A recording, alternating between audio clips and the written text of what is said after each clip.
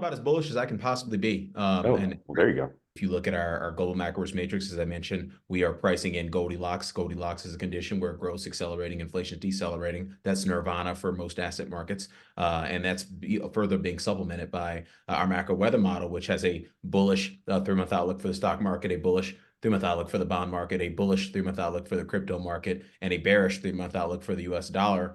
Those are all very positive signals that suggest the current Goldilocks regime we're in is likely to persist at least over the next 3 months and perhaps longer.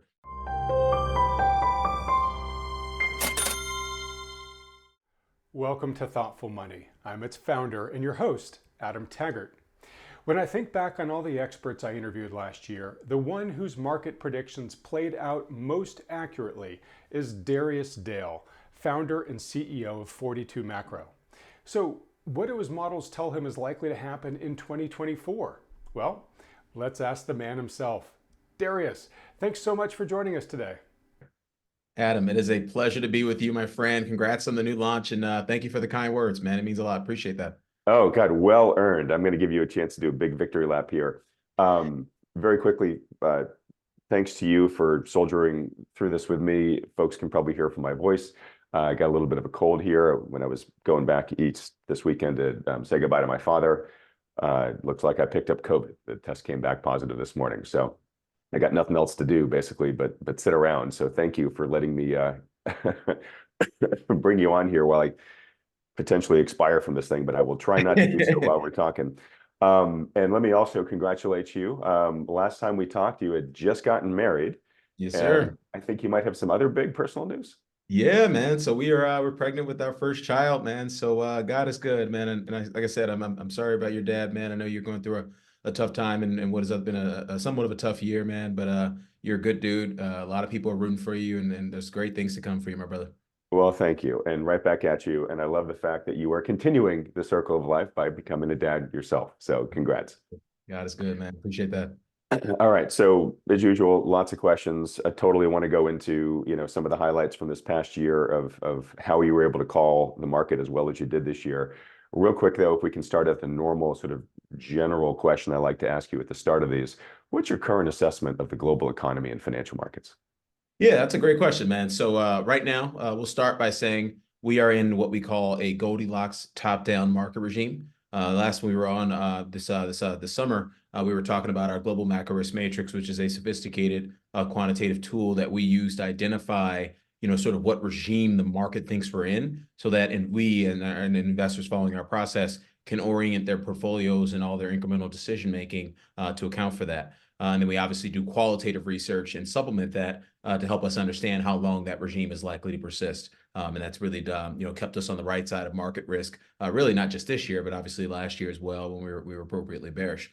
So in terms of my general assessment and lay of the land, again, we're in this Goldilocks regime. It's being supported by a rising probability of a soft landing in the U.S. economy and green shoots, in places like China and Europe.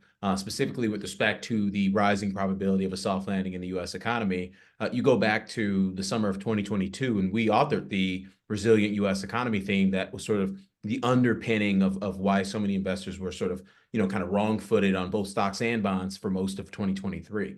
That resiliency persists.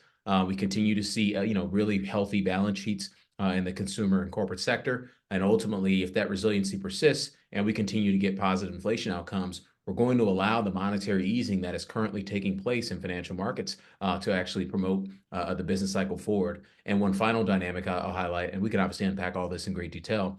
One final dynamic I'll highlight is that with respect to that rising probability of a soft landing in the U.S. economy, one thing that I think investors are sort of not paying too much attention to right now, but they ultimately will be forced to throughout 2024, is the fiscal impulse. The fiscal impulse was very, very positive throughout 2023. It's likely to continue to be positive, albeit less positive at the margins, but it's very unlikely we see a fiscal cliff heading into a general election year, particularly with an incumbent Democrat president. Okay. So I'm going to wrap that up and say, it sounds like you're feeling, pretty optimistic. I mean, we could say guardedly so, but pretty optimistic for this coming year. No, about as bullish as I can possibly be. Oh, And well, there you go. Yeah, and the reason for this is not, again, based on my own qualitative assessment of what I think is happening, is that our risk management systems, which are all quantitative in nature and very proven and work very well to keep us on the right side of market risk, they are as bullish as they can possibly be. If you look at our global macro risk matrix, as I mentioned, we are pricing in Goldilocks. Goldilocks is a condition where growth accelerating, inflation decelerating. That's nirvana for most asset markets. And that's further being supplemented by our macro weather model, which has a bullish 3-month outlook for the stock market, a bullish 3-month outlook for the bond market, a bullish 3-month outlook for the crypto market, and a bearish 3-month outlook for the US dollar. Those are all very positive signals that suggest the current Goldilocks regime we're in is likely to persist at least over the next 3 months and perhaps longer, given some of the fundamental research signals that we're observing in the economy. Okay, and again, I want to get to your victory lap in a second, but if I recall correctly from the last time I talked with you, you were warning people that stocks could perform much better at the end of the year than they were expecting. We were talking in October when the market was kind of swooning. There was a lot of negativity that the big run that we had this year was petering out. And you had said, no, there's a lot of indicators you see that things are going to pick back up and it could get really good. We talked about how the party analogy. the party analogy, yeah. And I think we were talking specifically like heading into recession, the stocks do their best leading up to a recession. I think the analogy that we kind of co-termed together was the party gets at its craziest right before the police show up, right before the cops get there, right? 100%.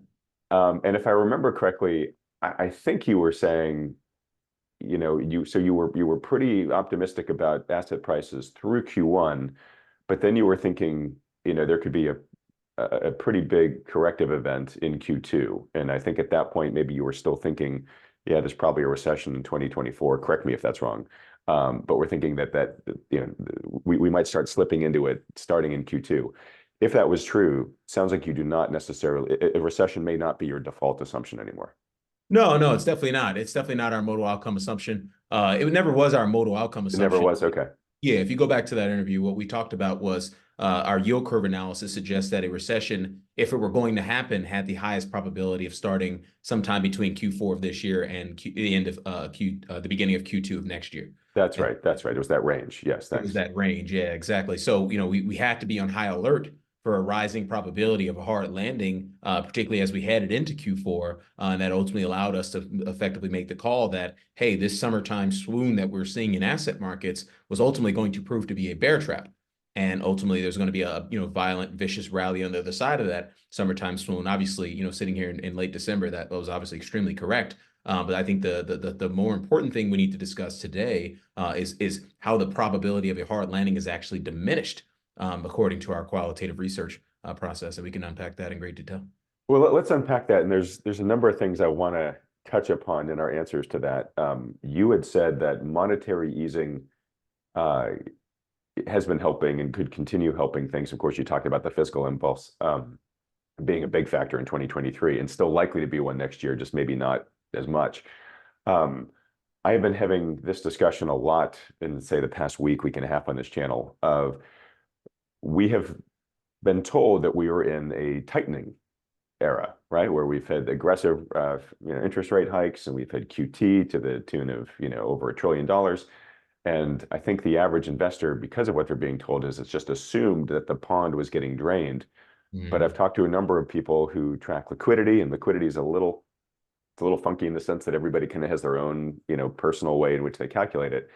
But most of the people who I've talked with who do look at it closely have seen liquidity basically been rising all through 2023. In fact, it bottomed in October 2022 and has been pretty much steadily rising since. And of course, that could easily explain why the markets bottomed in October 2022 and then had a great year ahead of them. So is this rising liquidity a substantial factor in your growing optimism that we may indeed not have a hard landing?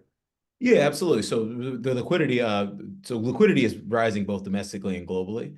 This is something we've been highlighting to our clients for a couple of months now. The U.S. liquidity actually started to reaccelerate in late October. By mid-November, global liquidity was trending higher as well. It has not been a linear recovery in liquidity since the fall of 2022.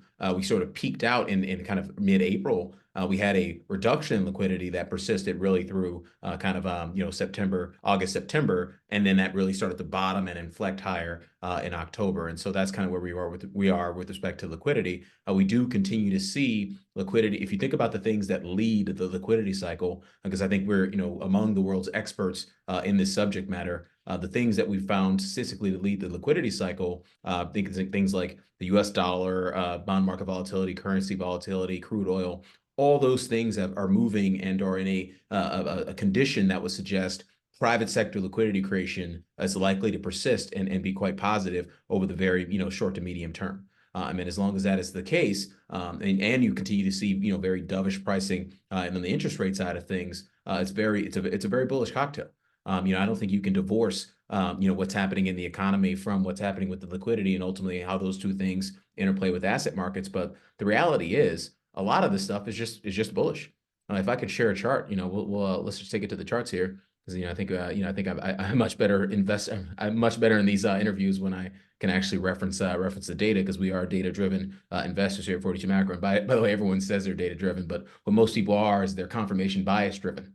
They are data-driven, but they're only looking at data that supports their existing legacy positions and conclusions. We are data-driven in the sense that we are analyzing the same data every day. It doesn't matter if we're bullish or if we're bearish. We want to know what is happening and how what is happening is likely to influence asset markets over the short to medium term. So this is our macro weather model. This is one of the more important tools that we've built here at 42 Macro to help our clients stay on the right side of market risk on a consistent basis. And what we found is that we're in the current constellation of the principal components of macro are actually in a very, very bullish condition. So we'll start with the real economy cycles here on the left. If you look at growth, it is currently trending higher. It's expected to inflect and trend lower over the next 12 months. If you look at inflation, it's currently trending lower. It's expected to trend lower over the next 12 months. The unemployment rate's trending higher, albeit backing off from the recent highs. It's expected to trend higher over the next 12 months. If you look at the implied sales growth rate for the S&P, that number's trending lower. The implied earnings growth rate for the S&P is trending higher. Sovereign fiscal balance as a percent of GDP is trending lower. That means the budget deficit is widening. The real effective exchange rate is trending higher, although it's peaked and is likely to begin a bearish trend in the coming months. We shift over to the financial economy cycles. Liquidity, as measured by our 42 Macro net liquidity model, that's the Fed balance sheet, total asset side minus the reverse repo facility balance and the Treasury General Account balance. I think a lot of this become quite popular in global Wall Street. That number's trending higher. If you look at our global liquidity proxy, which is actually a better model, that's the global central bank balance sheet plus global broad money supply plus global FX reserves minus gold. That number's trending higher. If you look at credit growth, domestic credit growth and global credit growth are trending lower. The policy rate is still trending higher, although it's going to be trending sideways pretty soon. The 2-year nominal yield spread relative to that benchmark policy rate is trending lower, and at minus 114 basis points is obviously pricing in a lot of easing in financial markets or in monetary conditions. If you look at aggregated dollar and treasuries positioning, we're at a neutral signal there in terms of dollar positioning, and this is non-commercial net length divided by total open interest for all the major currencies and gold against the U.S. dollar. We aggregate that same metric across the treasury curve. That's an extreme bearish signal. We aggregate that same metric across all the 19 commodity components in the commodities market. That's an extreme bearish signal, this plus 2% net long. And then this minus 2% net long is a neutral signal for equities. And so, we kind of just went through all the things that matter to asset markets that have historically created dispersion within and across asset markets.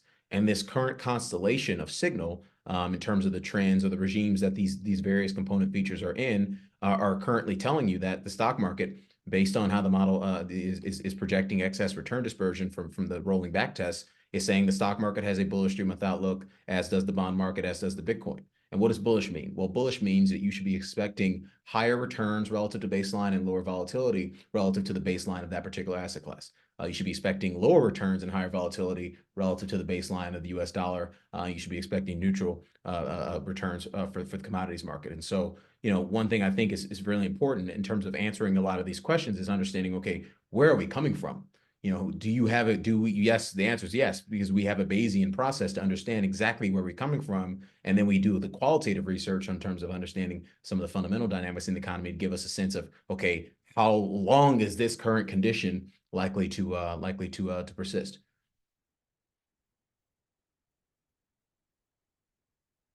Let me just ask about that. So your model there says, these are 3-month outlooks. Yeah, it's a rolling 3-month forecast based on the current constellation. So we refresh this daily. As you can see, this is the refresh for December 21st. Yeah. So when you do asset allocation, are you primarily looking at a 3-month window? Is this in conjunction with other longer or shorter term outlooks as well? I'm just curious your process here. Yeah, no, let's take it back to the process. So the process starts with understanding what regime are the markets trying to price in. Goldilocks, reflation, inflation, and deflation. Those are all various economic conditions that the markets can be pricing in at any given moment. And how we determine what the market is pricing in is we use what we call our volatility adjusted momentum signal, and we score every major market in the economy. There's 42 asset markets in this particular table. Things like the S&P, Shanghai Composite. Then we move on to the volatility like the CVIX, the MOVE Index. Move on to the commodities markets. We move on to the currency markets, and then we move on to U.S. and global interest rates, credit spreads, et cetera. And what we're trying to do in this system is effectively knock on the door of every single major asset market in the world vis-a-vis through the lens of our volatility adjusted momentum signal, and ask them, okay, what are you pricing in? What are you trying to price in? So for example, let's look at the S&P. The S&P is currently bullish. Well, historically, the S&P has been bullish in Goldilocks and bullish in reflation based on our back testing. It has not been bullish in inflation and deflation, so those are getting 0 points, whereas Goldilocks and reflation are currently getting 1 point apiece from the S&P. We run that same process across the entire table on a daily basis, and ultimately what we're trying to do is ascertain which of these grid regimes is actually getting the most love from financial markets at any given time. And right now, Goldilocks, or not right now, it's been about 5 weeks now, where Goldilocks has been the dominant regime. 29 of those 42 markets are confirming Goldilocks. And that's the highest share of the total. You can see Goldilocks is the highest line on this chart in terms of the share. And so this process is sort of step one in terms of how to help investors, how we help investors orient their portfolio, orient their incremental decision making. You always want to be doing what the market is telling you to do, particularly when it does something new, as it did kind of in mid-November when it pivoted to Goldilocks. We then layer on this macro weather model to give us a sense whether or not the regime that the markets are currently pricing in is likely to persist. And as you can see, stock market up, bond market up, Bitcoin up, dollar down, commodities neutral. Yeah, Goldilocks should persist. And it's persisting for fundamental reasons. If you look at it, the fundamental regime, if you look at where the direction of growth and the direction of inflation are telling you, it's telling you that the economy is currently in Goldilocks, the markets are currently in Goldilocks, and then all these the various principal components of macro that have historically been proven to create dispersion within and across asset markets are telling you that Goldilocks type market conditions should it persist throughout this asset class over the next 3 months. So to us, investing is not about having some 12-month outlook, particularly when I'm talking to our buy-side clients who have to generate P&L a daily basis pretty much to stay in their seats these days. It's not about, okay, on December 31st, 2024, I think therefore. To me, it's about having a rolling Bayesian process that allows you to consistently make money and or save money by being out of the wrong assets at the right time. And so to me, I think we do things very differently at 42 Macro, and that's the reason why we started this presentation by saying, of all the people you interviewed this year, we had the most success. And the reason we had the most success is because we have a Bayesian quantitative research and risk management process. Well, and as you talked about that, you talked about how you're data driven in the way that hopefully avoids confirmation bias, where you're just literally doing what the data is telling you to do. And we've talked a lot recently on this channel about the perception traps that a lot of investors get caught in for understandable reasons. So, for example, if you look at a lot of metrics, stocks are still really richly valued, right, by historical ratios. But to your point, you're just basically trading the market we have versus the market that you think we should have, right? Yeah. And just because stocks are richly valued does not mean they can't get more richly valued over the next 3 months or 6 months or whatever, depending upon what happens. I mean, the longer we stay in Goldilocks, theoretically, it can keep going up for as long as we stay in it, right? And so I think it's just very important to have analysts and frameworks out there like yours that are so obviously so data dependent that it's clearly not an argument of opinions. It's just saying, hey, this is what the model's saying. Now let's talk about whether we agree with what it's saying or not. But we're letting the data do a lot of our opinionating for us. 100%, man. I appreciate you saying that because at the end of the day, you have a choice to make as an investor. Are you the kind of investor that creates a thesis and then positions for the thesis and subjects yourself to the obviously forecast error that many investors have experienced, the last few years to great degrees? Or are you someone that's more humble and respecting of market conditions and respecting of the evolution of economic signals, and that allow you to sort of constantly adjust your portfolio? I think, we very much would be in the latter camp. I'm not saying that we obviously think this is a better camp, but my goal is not to force everyone into our side of the boat, because quite frankly, we would lose our edge if everyone started to invest like this. We are making money on the other side of the trades that people who formulate these investment theses and subject themselves to forecast error, we're on the other side of their trades and making money because of it, because we're being more agnostic and because we're being more humble and open to the evolution of market signals, the evolution of the economy. You asked a great question earlier with respect to, are you only concerned about the next 3 months? The reality is, if you do this on a daily basis, you never really have, you're always going to be forward looking, and you're always going to have an opportunity to reposition your portfolio when something material changes in the economy or in the markets. And one final thing I'll say, you mentioned valuation. This is our positioning model. We're tracking non-commercial length as a percentage of total open interest across various asset classes. We're tracking the year-over-year growth rate of cash, the AI bulls, the AI bears, AI bulls bear spread, the AI stock allocation, bond allocation, cash, 1 month realized vol as a proxy for systematic investor positioning, and then we have the market multiple here. And you mentioned the market multiple. We're in the 79th percentile of daily data going back to, I want to say, 1990s when we started having the price and next 12-month earnings data for the S&P, and we are effectively at a level that is consistent with major market peaks. If you look at the major market peaks that we have in this indicator, we have data for this indicator on a median basis, it's in the 80th percentile at the major bull market peaks of the S&P. However, we're not seeing that signal really confirmed at, things like, stock allocations. You're typically in the 82nd percentile. We're only in the 55th percentile now. You're typically down in the 33rd percentile in bonds. We're in the 54th percentile now. You're typically down in the 24th percentile in cash. We're in the 37th percentile now. So this tells you that from a positioning standpoint, yes, the market is overvalued, but it can and probably should and will get more overvalued as investor positioning, kind of gets forced into this Goldilocks trade, either by hook or crook. If we persist in this Goldilocks top-down market regime that our global macro risk matrix, called out, a month ago, if we persist, then this positioning will be forced to change, at least on the buy side, because we know folks will get, fired and they'll lose their jobs if they don't. But even on the retail side, retail investors like to chase performance. It's the number one. You could set your watch to retail investors chasing performance. Well, to our analogy earlier, the party's really got to get raging, right? And you're saying it's, hey, folks are showing up, they're having a good time, but the cocaine and strippers haven't come out quite just yet.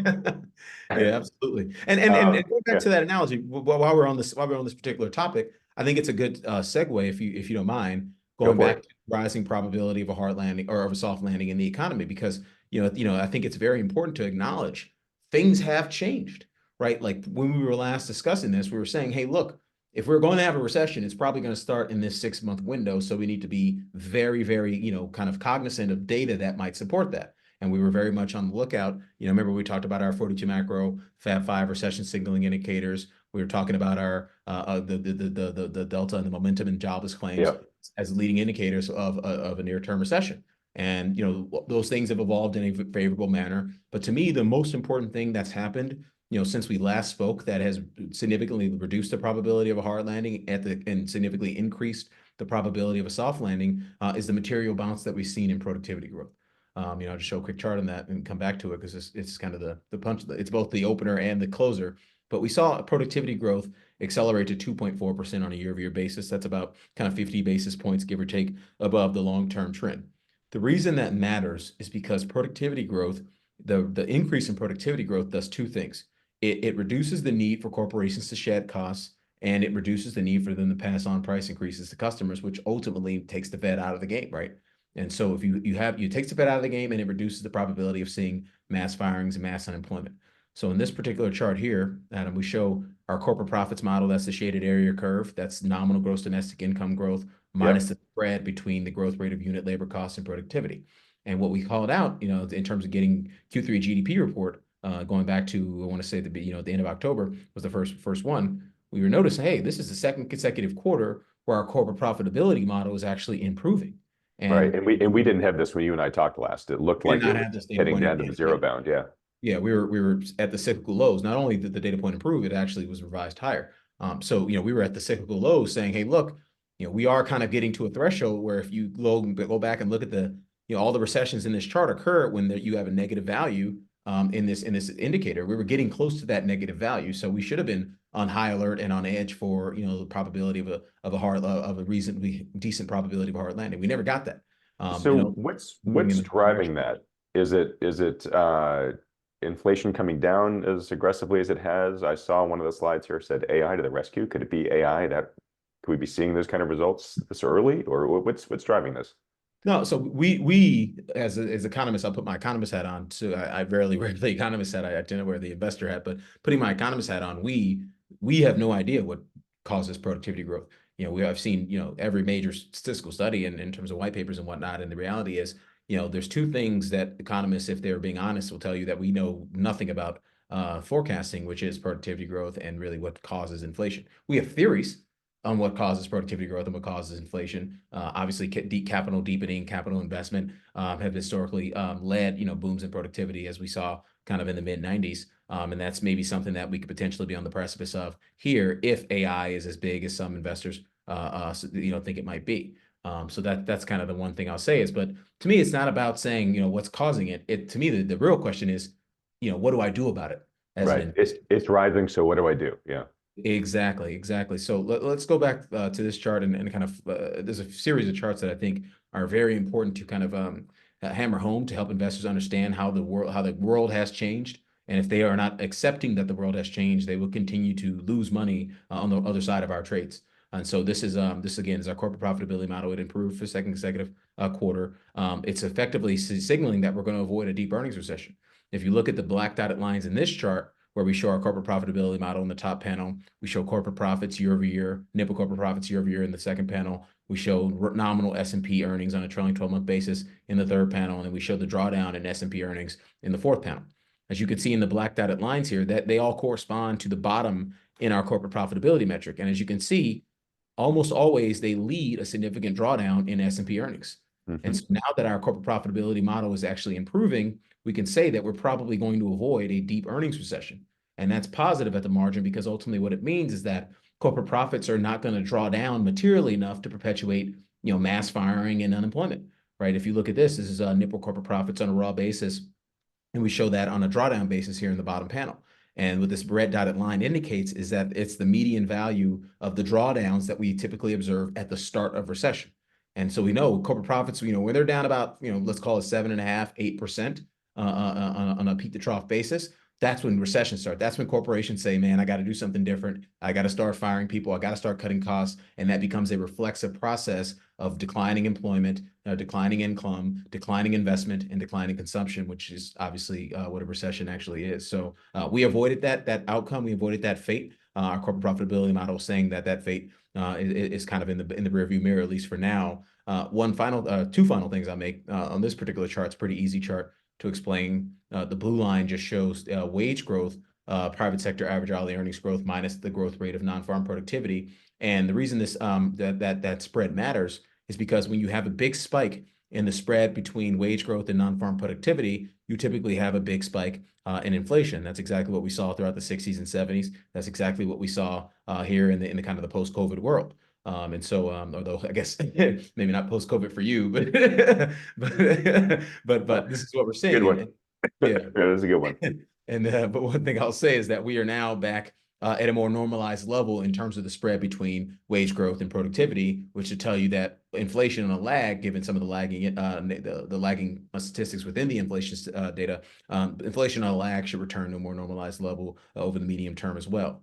And then the final chart I'll share on this, and then I'll shut up and let you get back to asking questions, is, if you're going to have a soft landing in the economy, soft landings are rare, right? If you go back and look at the last 9 tightening cycles, which is all we have data for in terms of the Fed funds rate, we've only had 2 soft landings. We had 2 soft landings with the green dotted lines in this chart indicate. That's one here in the mid 80s We had another soft landing in mid-90s, but every other time the Fed has hiked the policy rate, underwent a tightening cycle, we ultimately wound up in a recession within, kind of 18 to 24 months at the longest. So how do you create a soft landing? Well, one, you need, trend levels of productivity growth at minimum. Right now, we're currently slightly above trend, but you certainly need a decent productivity growth environment. But you also need the Fed to acknowledge that the policy is probably a little too tight and they need to pivot. That's exactly what we saw in the mid 80s and the mid 90s in terms of the Fed starting to implement rate cuts in those particular outcomes. And then we also saw, in terms of what you need to create a soft landing, we also saw above trend growth in government consumption and investment. This is on a year-over-year basis here in this bottom panel. And as you can see, the light blue line just shows the long-term average of the year-over-year rate of change. And as you can see, persistently for years, post this mid 80s tightening cycle, we had above trend growth in government purchases and investments. So the fiscal impulse was quite positive in terms of perpetuating growth back then. And then back in the mid 90s, in terms of that soft landing, we had a productivity boom. And in my opinion, I think this had a lot to do with the internet, the deployment, the production, the building, and the deployment of the internet in the mid 90s. And so this goes back to the point, if we're going to have a soft landing here in the U.S. economy, you're going to need some fiscal stimulus. You're going to need the Fed to pivot to rate cuts, check in both of those regards. And then you're probably going to need some improvement in productivity, particularly off this multi-year base of negative productivity growth. And in my opinion, it's already happening. And you're seeing those. Okay. Darius, I've got a ton more macro questions I'd love to get your input on, but I feel like I'm sort of wasting the talent here. No worries. I know everybody wants to know, okay, this is all great, guys, but what does Darius think the markets are going to do from here? So can I just let you run on your market outlook here? So you're bullish for the next 3 months, perhaps as bullish as you can possibly be, if I wrote down that quote correctly. Is it hooray for everything? Stocks, bonds, I saw commodities were yellow light on your dashboard there. How are you thinking of playing this? Yeah, so as you mentioned, or I think we mentioned this last time, so we run a systematic portfolio construction process for our clients at 42 Macro called our KISS portfolio construction process. KISS is short for keep it simple and systematic. And how that process works is we layer on our bottom up and our top-down risk management overlay. Our top-down risk management overlay comes from that weather model signal. It's guiding the target allocations per asset class for each of the asset classes in the 60-30-10 trend following strategy. And then we layer on our bottom-up risk management overlay, which is our volatility adjusted momentum signal, which determines our actual exposure in the 60-30-10 strategy. And so, kind of just giving you a look at where we are currently, we are max invested, and we have been max invested for about a month now. If you look at, we're at 0% cash. We're at 100% of our max exposure, 60% in stocks. We just use the S&P SPY, for that. We also, create tools that allow our clients to kind of create a customized version of this. But we default to stocks as SPY. We default to ag for fixed income. We're at 100% of our max exposure in fixed income, and then we default to BITO until we get an ETF approved for Bitcoin. And so we're 100% of our max exposure there. So as I mentioned, the target exposure for the S&P is 60% because of the stock market signal and the weather model is bullish. The target exposure for the bond market is 30% because the weather model signal for the bond market is bullish. And the target exposure for Bitcoin is 10% because the weather model signal for Bitcoin is bullish. And then each of these ETFs independently are also signaling bullish from the perspective of that volatility adjusted momentum signal that we highlighted in the global macro risk matrix. And so, if you look at it from a top-down quantitative signaling process or from a bottom-up quantitative signaling process, everything is telling you to be completely max long here. Now, the system will evolve over time and tell you to be less max long. But again, it's not my job to predict the predictors. My job is to do what the system says. And the reason I say it, and the reason that's a good thing is because it works.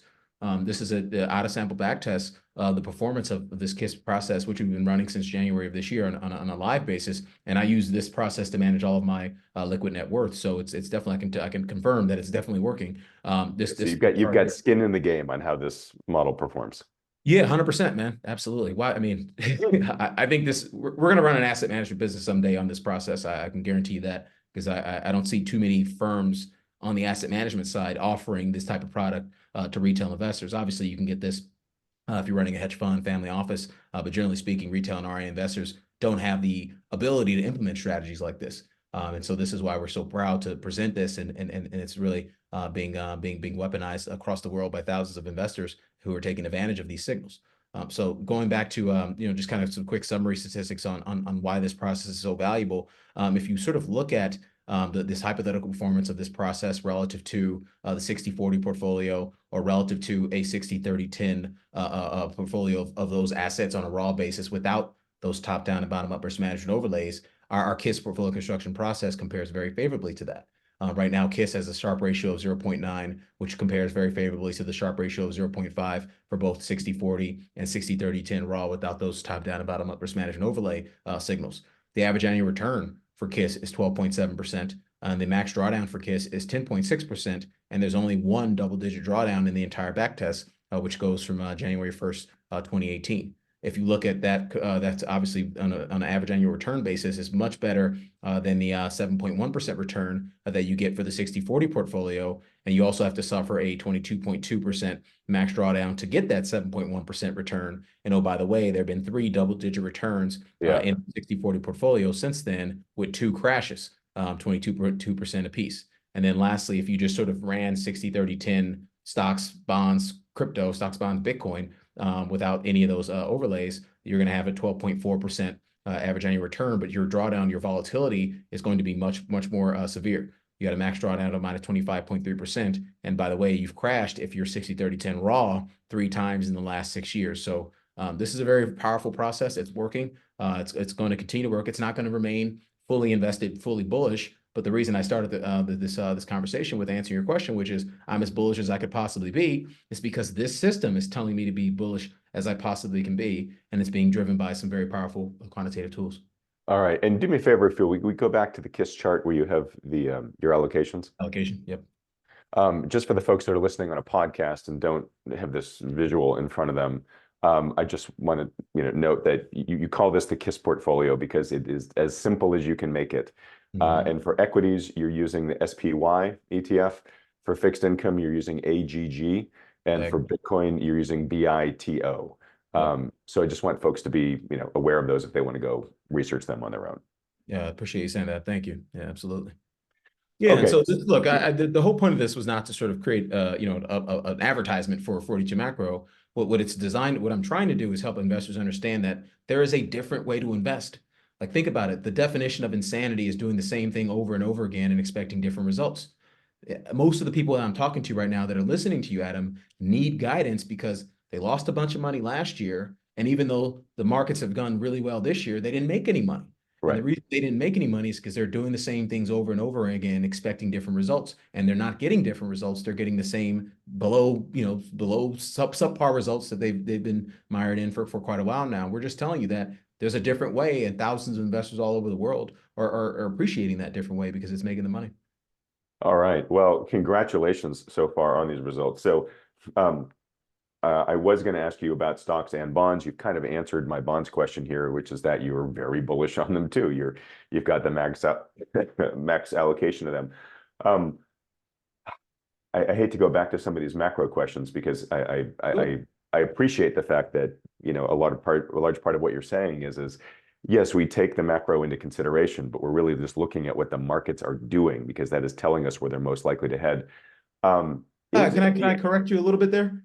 Please do. Yeah, absolutely. Yeah. So I would characterize it a little bit differently. We are orienting our investment decision-making process around what the markets are doing, what the markets are pricing in from a regime standpoint. If the markets are trying to price in Goldilocks, we should be trying to price in Goldilocks in terms of the positions that we have in our portfolio. We then supplement that global macro risk matrix signal, that regime signal, with the weather model, and then with our qualitative research, like we were just talking about with productivity.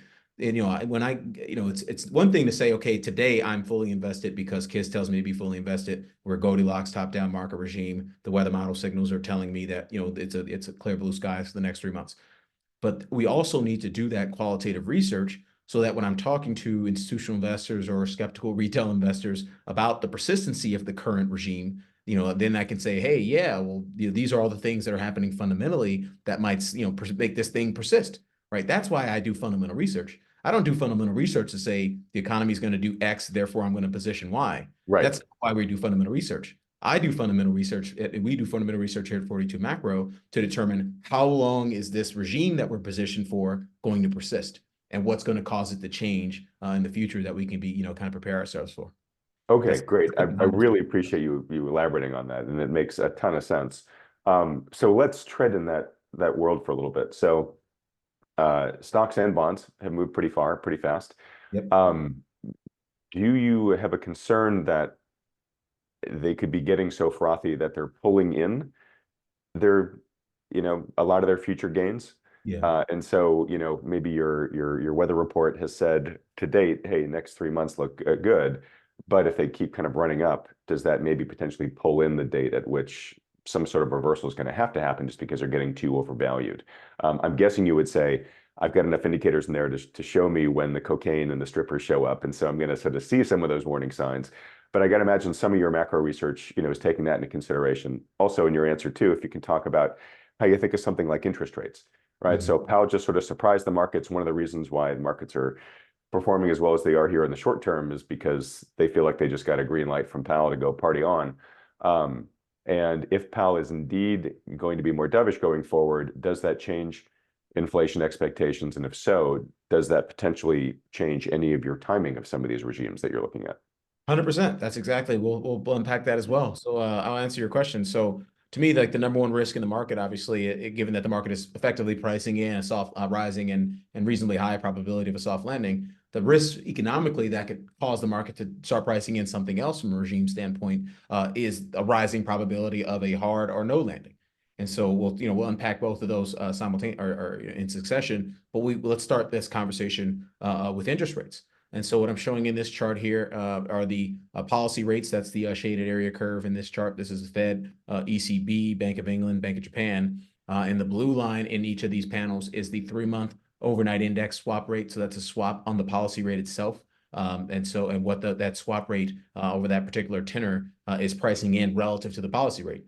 So the 3-month is the blue line. The red line is the 6-month. The purple line is the 9-month, and the green line is the 1 year. And as you can see on a 1-year basis, overnight index swaps are pricing in, 170, let's call it, 7 rate cuts by the Fed. That's very unlikely to happen, in my opinion, right? To me, this is a very aggressive starting point from the perspective of, where do asset markets go from here? Because ultimately it means that we're probably very fully priced in terms of this kind of perfect soft landing scenario with respect to the money markets. Which obviously will influence the bond markets and will influence longer term interest rates, which ultimately influence stock market valuations. The one thing I'll say as an investor, you need to be very careful of sort of anchoring your entire investment process or entire portfolio on one dynamic, because as we show with the weather model, each of those dynamics have been proven to create dispersion within and across asset markets. This is something we've back tested in the weather model. These are all the weather model component signals, and we know that each one of these things at any given time is actually contributing to the outlook for asset markets. We are guilty, you, me, everyone on finance Twitter, everyone on these podcasts are guilty of only talking about 1, 2, maybe even 3 things at a time. But in reality, as markets are way more complex, they're way more dynamic than our tiny little human brains will allow us to understand. And so that's one thing I'll say. So let's talk about the hard landing, and then we'll talk about the no landing in terms of things that could potentially change the market. So in terms of the market regime. So we'll start here. I think you and I talked about this in terms of the yield curve last time we spoke, but we're still very deeply inverted in the 10-year, 3-month 10-year Treasury yield curve, and this thing has the best back test of predicting a recession of anything in the economy. It's 8 for the last 9. The only time, that's what these black dotted lines indicate, is the date of the initial inversion of the yield curve, and ultimately each one of the last 8 have led a recession. The only one that did not lead a recession in the history of this time series is the mid-1960s. And so, you got to go back to the mid-1960s. If this is not going to create a recession, you got to say, okay, we have to have conditions that are similar to the mid-1960s, which from a private sector balance sheet perspective, we actually do. That's a loaded statement, so I'm going to pause that for now and just get back to the hard landing probability. So as we talked about last time, the window of time that has the highest probability of seeing a recession start, if we're going to have a recession, is this November 2023 to April 2024 time period. And how we ascertain that, as we went back and we back tested the evolution of the economy through various metrics from the date of those yield curve inversions. And what we found is the 13 to 18 month forward interval for both the real GDP in terms of seeing a real GDP contraction and has the highest probability of seeing a real GDP contraction, and the 13 to 18 month forward interval has the highest probability of seeing a rise in the unemployment rate as well. So that's where we're getting that window of weakness here. We are in that window of weakness right now, so we need to be very on high alert for seeing a recession commence. One thing that's given me confidence that we're probably not going to see a hard landing is some of the fiscal policy dynamics. We are seeing less fiscal support for the economy, but it's not falling off a cliff. You would need to see it fall off a cliff to see, a sharp deceleration in growth that could obviously lead to a big contraction in the labor market conditions. And so what we're showing here is our fiscal policy monitor, where we're looking at government federal revenue, federal expenditures, and ultimately the federal budget balance through the lens of the nominal year-to-date sum for each of these line items. We look at the share of the total by category. We look at the year-over-year change, but by category, and then we show the trailing 10-year Z-score of that year-over-year rate of change to see, give you a sense of how, if it's, sharper or not so much. So a couple things I highlight here. If you look at the year-over-year nominal delta of the federal budget deficit, it's about $320 billion higher than it was on a year-to-date basis through November of last year. So that's actually quite positive. It's less positive than it was in June when we were up $834 billion on a year-over-year basis. But again, plus $320 billion is quite favorable. We have a cost of living increase of 8.7% here in 2020 or in 2023. It's only going to be about 3.2% in 2024. So we know we're going to see things like Medicare, which is 14% of the budget, growing 19% year over year, or Social Security, which is 22% of the budget, growing 12% year over year. We're going to see that growth slow. But in our opinion, and again, this is a qualitative research opinion, it's very unlikely we see those things slow sharply enough in a presidential election year with an incumbent Democrat president who is more inclined to spend than obviously than many other presidents in history. So in our opinion, we are having fiscal retrenchment, but it's not the kind of fiscal retrenchment that should cause the economy to fall off a cliff. One final thing I'll say, or sorry, just shifting gears a little bit to the no landing scenario, because I think equally the two biggest market risks are hard landing and no landing, because soft landing has become so aggressively priced in the markets. That doesn't mean it can't continue to be priced, but it's probably not going to be priced to the same degree and expediency that we observed in the last, let's call it 6 weeks. It's just very unlikely, right? The markets don't annualize hundreds of percent at a time. It'll slow down, but slowing down is very different than, okay, going from a Goldilocks regime to a risk-off inflation or risk-off deflation regime. Risk-off inflation regime would be the no landing scenario. A risk-off deflation regime would be the hard landing scenario. So we talked about the hard landing scenario, so we need to be very alert for signs of recession over the next few months, just given that window of weakness that we're in. But again, we continue to believe that the probability of recession has gone down, thanks largely to those improving productivity and profitability dynamics in the corporate sector. Getting back to the no landing scenario, we talked about this chart last time you and I spoke, Adam, which is a very important chart for understanding the business cycle in and around recession. So on this chart, I'm showing the median trailing 10-year delta adjusted Z-score of a basket of indicators for each of these cycles: housing, orders, production and profits, employment, inflation. So I'm showing the median Z-score of all the different time series that feed into each of these cycles. There's about let's call it 5 to 12 indicators per cycle. All the delta adjusted means, by the way, it's just that good up is good and down is bad. So you got to invert things like jobless claims and the unemployment rate. And so what we know is that the housing cycle tends to break down about 16 to 18 months ahead of recession. The order cycle tends to break down about 8 to 10 months ahead of recession. Production profits tends to break down about 4 to 6 months ahead of recession. The employment cycle tends to break down right on time when the recession starts. But the most important thing that I want to flag here is in this chart is the inflation cycle. Things like wages, core PCE, headline CPI, all that kind of stuff that we track. Those things on a median basis tend to break down 6 to 8 months after recession starts. And so what that tells me is that we are experiencing immaculate disinflation. We can see it in the data. I'll just show you a quick chart on that before we get back to this discussion. We are experiencing immaculate disinflation. This is the core PC deflator shown on a 3-month annualized rate of change basis. That's the blue bars there. The 6-month annualized is the black line, and the year over year is the red line. And what we're seeing is that we're basically back to 2% inflation on both a 3-month annualized and a 6-month annualized, which means the year over year is going to be dragged lower in the months ahead. So in our opinion, that disinflation process, which has allowed the Fed to kind of take a victory lap a few weeks ago, is ultimately what's what's contributing to that the dovish pricing that we're seeing in money markets. So to me, I think we also have to be on high alert as investors for signs that, hey, inflation story might not be as supportive and dovish as we think. And two things I'll throw at you before I shut up is this evolution of supercore CPI. You look at supercore CPI on a 3-month annualized basis, we are now tracking at 5.1% 3-month annualized. That number's accelerated for 1, 2, 3, 4, 5 months in a row, and it's still well above trend. And if you look at something like median CPI, that number's accelerated 4 months in a row to 4.9% 3-month annualized. That number's also well above trend. So there are emergent signs of sticky inflation in the economy. And those emergent signs, if they start to materialize into, more broad-based signs of a sticky inflation in the U.S. economy, then we will see an end to that Goldilocks regime. We will see the signals in the weather model evolve in a way that starts to force our kids' portfolio construction process to take down risk. And ultimately, we do believe that is something that could very well happen, but it isn't happening now. And I think we'd be fools to just jump in the kiddie pool with everybody else and trying to predict when those things are going to happen and telling the economy and telling markets what they need to do, as opposed to just being humble and being Bayesian and monitoring this stuff daily to spot the critical inflections in real time. We think we figured out a better mousetrap for that. Got it. And I love your mousetrap, Darius. That hasn't been abundantly clear from your previous appearances here. Huge fan of it. So let me ask you a couple questions as we start to wrap up here. The data suggests that we are in immaculate disinflation, as you said, and you had brought that term up the last time that we talked as a potential. If indeed that's what plays out here, does Powell deserve a medal? I've been saying that the whole time. I think he deserves an absolute A+.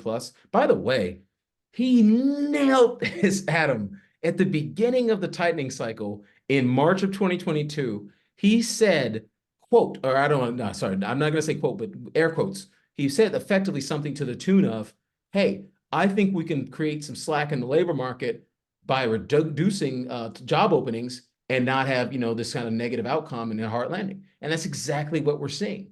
If you go and you look at what's actually happening in the labor market, it's also been immaculate in terms of the slack that we've created. So this is an important chart as well. One of the more important charts in macro right now, where we show the size of the labor force. We show nominal gross domestic income. We see that nominal gross domestic income long ago eclipsed its long-term trend, but we have yet to eclipse the long-term trend in the size of the labor force, which means there's a lot of cash in the economy, but there's not a lot of people in the economy to create goods and services, for that cash to be soaked up into.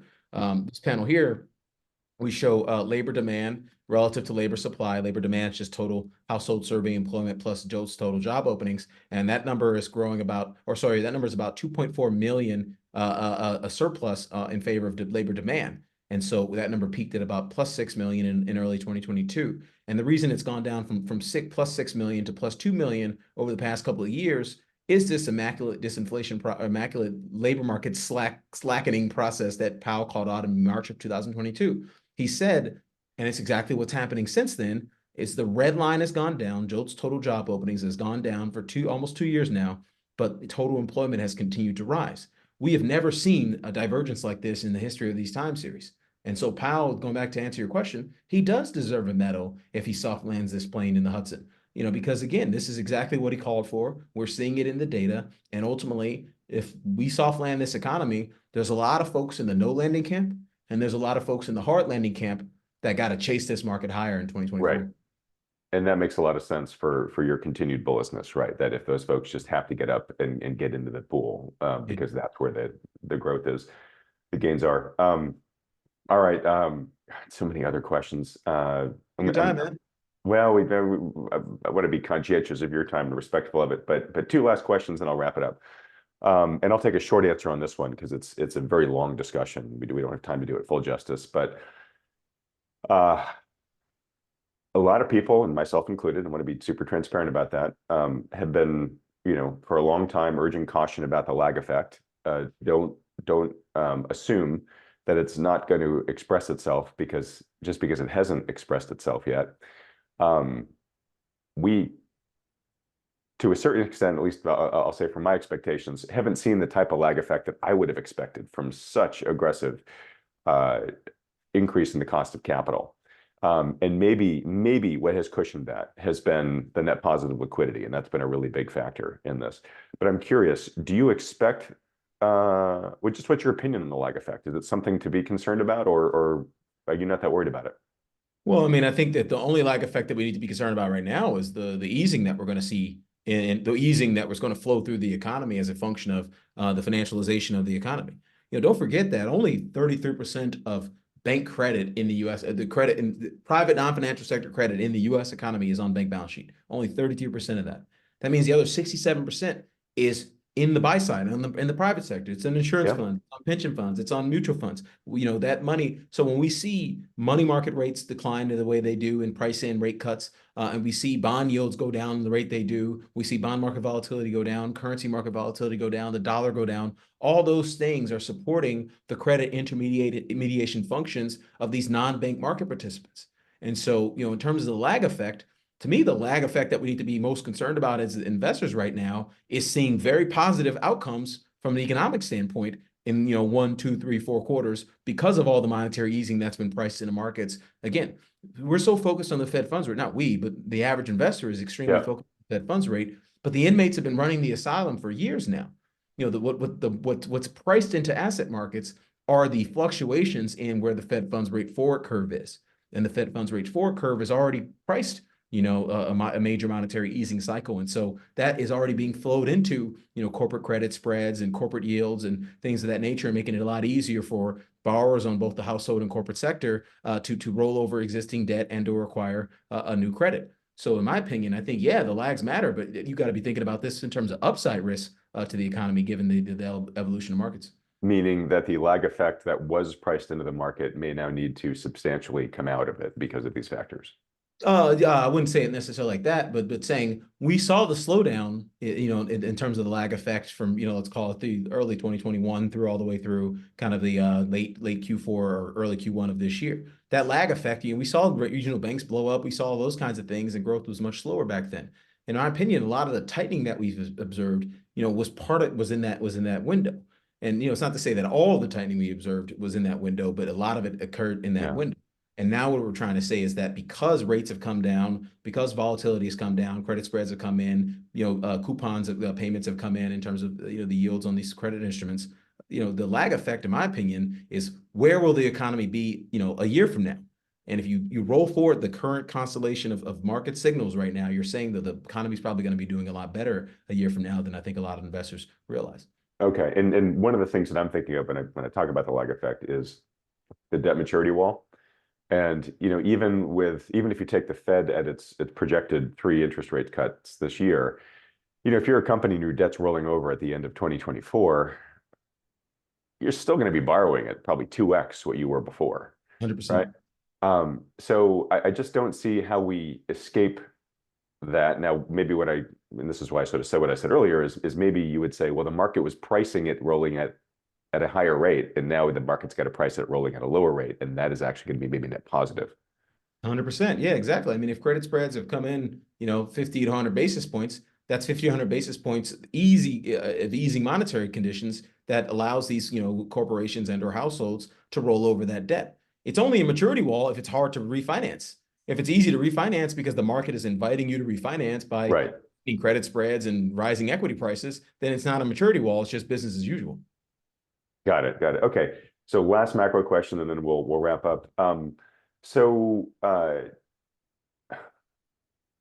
sounds like you think, hey, in the short term, things are going to be good. Things look like they're going to be really good, right? Party on, everybody, and let's go make some money. Let me ask you a really long-term question, which is, so much of what's going on right now is driven both by the fiscal impulse and by, some monetary monkeying around as well, that is continuing to give, one might say, an artificial tailwind to things here. Is that good? I mean, does that can that happen forever, or does this put us on a path to, currency devaluation, deformed markets, accelerating wealth inequality, all that stuff, right? Like, I understand why it helps markets in the next 3 months and maybe might help markets for the next 3 years. But as we look out more broadly than that, Is this stuff that's actually more pernicious than beneficial in the long run? I don't know the answer to that question, Adam, and you know, quite frankly, I'm not sure that I'm equipped to answer it or even in a position to answer it. And the reason why is because I don't know if I had an accurate answer or an inaccurate answer to that question, whether it's going to help me make money or save money in financial markets either way. Mhm. Right? Like we don't need to answer that question to make and save money in financial markets. Absolutely get that. Whole Absolutely. job here in terms of educating our client base and meeting with institutional investors around the world. It's to help them make money and save money in financial markets. We can have political discussions and theoretical and philosophical discussions off camera and over drinks. I put this tie on. It's about making and saving money in financial markets. And right now, our systems are saying it's a great time to make money in financial markets. Eventually, our systems will say it won't be a great time to make money in financial markets. And we'll call that out in real time for our subscribers in terms of portfolio pivots, flagging the inflections in the mismanagement systems, flagging the data in the economy that is either leading or being coincident with those inflections in the risk management systems, and ultimately helping investors understand that the distribution of probable economic outcomes is evolving from what it currently is, which is, you know, coalescing around this soft landing. Again, you know, it's not about, you know, if we know that, let's have a hypothetical example, Adam. Let's say, you know, we are going to have a no landing or a hard landing at some point in 2024. Why do you need to put that trade on today, December 21st? Why not put the trade on when the markets are saying, hey, we're starting to price in something different than soft landing, than Right. Goldilocks? And if you put the trade on today, you could very well get killed before you're right on it. I've seen a lot of people do that.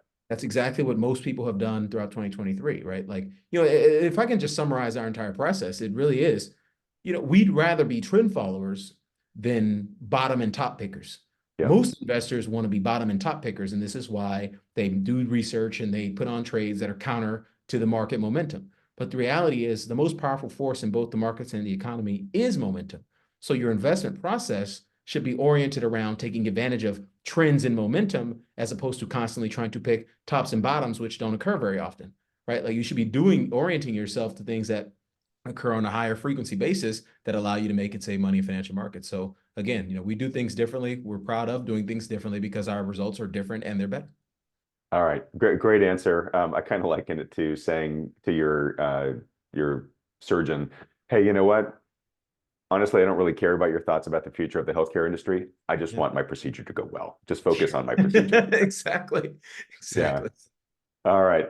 Super well. Well, look, for folks that really have enjoyed this conversation, are impressed by your Bayesian approach here, would like to benefit from it, where can they go to follow you and your work?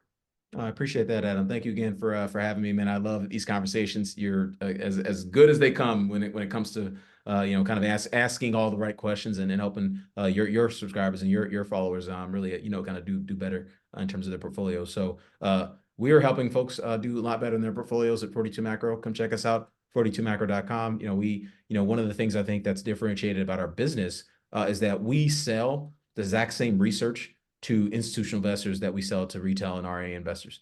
You know, we create a lot of educational content both behind and beyond our paywall to help bring all the investors in our community up to that institutional knowledge base so that they can take advantage of weaponizing what we think are, you know, some fairly simple but elegant systems in terms of risk management. So definitely come check us out, 42macro.com. I'm on Twitter, Darius Dale 42. We put out a lot of content on our YouTube channel as well, 42 Macro. So definitely check us out there as well. So, you know, like I said, man, this wasn't intended to be an advertisement of 42 Macro. I could care less if we get 1 or 0 new subscribers from this discussion. I'm just glad to have this discussion openly and honestly, because I'm proud of what we built at 42 Macro because it's working for thousands of investors across the world. And that's really humbling and it's quite a blessing.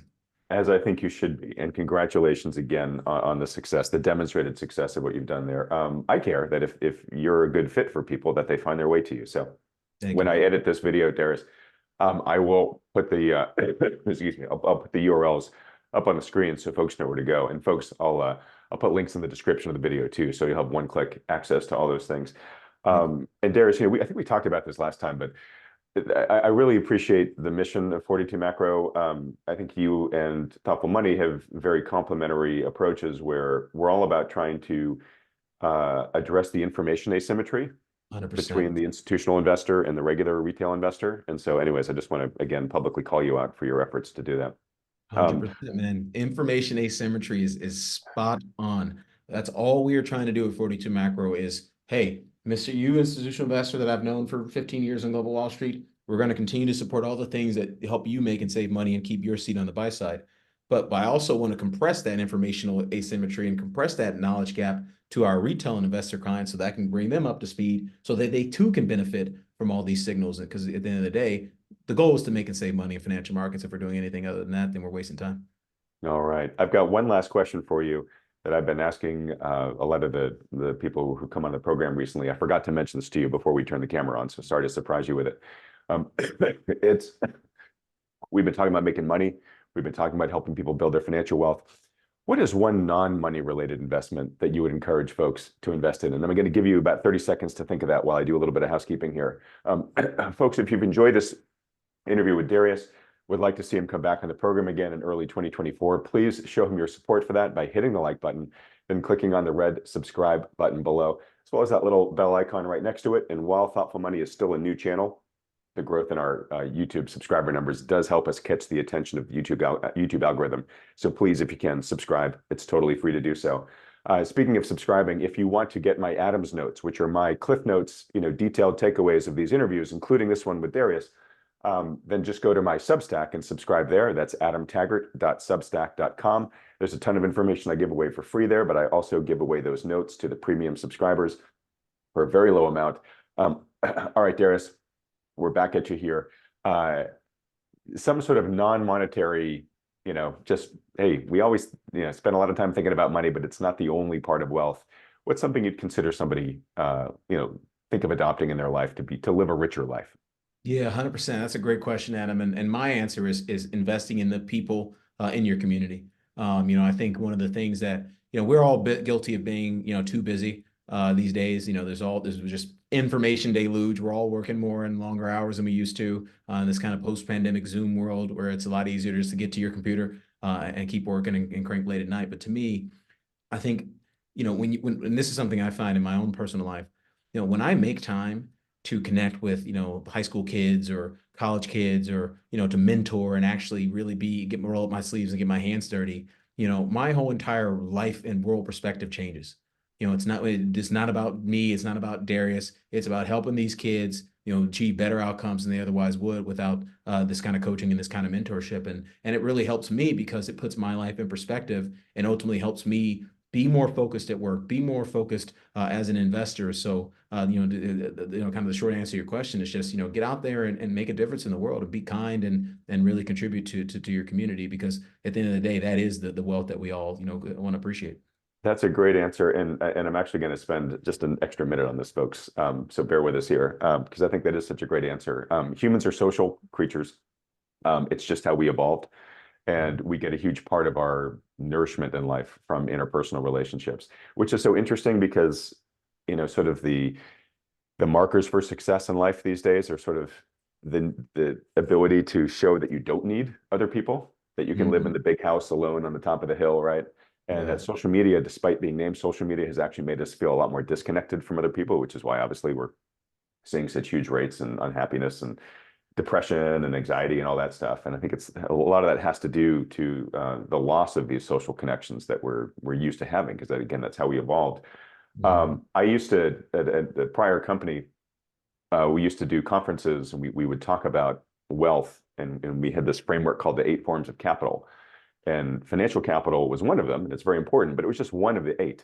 And we would ask people to rank themselves in terms of how wealthy they felt in each one of those forms of capital. And the one they would always rate themselves the lowest in was social capital, which was basically having people in their lives that they could depend on, or having, enriching relationships or a feeling of connectedness with their communities or whatnot.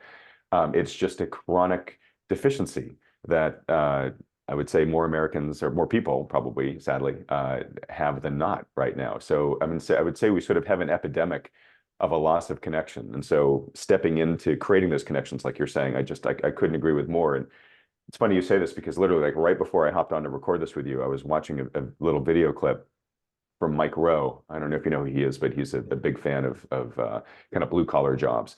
And he was profiling a restaurant that solely employs kids from the juvenile prison system. Mhm. And it basically gives them an off-ramp from prison to learn skills, learn job skills. It continues a lot of the sort of wraparound services they have when they're in prison, because oftentimes you get out of prison and you have things like, mentors and job people and mental health specialists and stuff like that. And then you get out and you're right back on the streets and you kind of, you're unsupported, you fall back into your old habits. So this does a great job of taking, sort of damaged human capital in a community and investing in it and rebuilding it so that it can be productive and live a much better life, have a much bigger future. It's just a small example, but to your point, Darius, I think that's where our future lies, where, we've got to acknowledge that, first that we have a problem, right? That we're as disconnected as we are, but solutions like that, where we say, okay, in addition to just policies or cursing the darkness, let's light some candles and actually try to create some sustainable models. Maybe they need to be economic ones to make them incent people enough, but to make people care about building more of these connections, because it's a key component of human happiness. Anyways, I'll get off my soapbox here. No, I love your soapbox, man. Thank you for sharing all that, and I definitely want you to send me that wealth checklist too, because I want to perform that as well as myself. And then one final thing I'll say on all this is we spend a lot of time lamenting politics, lamenting the way the world is. Obviously you and I, we haven't even talked about the 430 today, which we can talk about in great detail next time we're on. There's a lot of negative stuff out there. Obviously, what's happening in the Middle East and what's happening in Ukraine is pretty tragic. What's been happening in Africa for the past 1,000 years is pretty tragic. Yeah. You know what I mean? It's easy to get tied down and bogged down and really depressed about what's happening in the world. But the reality is, go out there and be the damn change you want to see in the world. It's stop complaining, stop lamenting, stop whining, and just get out there and start fixing the world. If everyone took that attitude and started fixing the world would be the place that we all want to see it become. Totally agree. And, it's a mindset change, but we have agency. We tend to think, this is all out of our control, but we have agency, particularly at the local level. And Darius, on some recent videos here, I've been talking about sort of the Stoic philosophy and the sense that the obstacle is the way.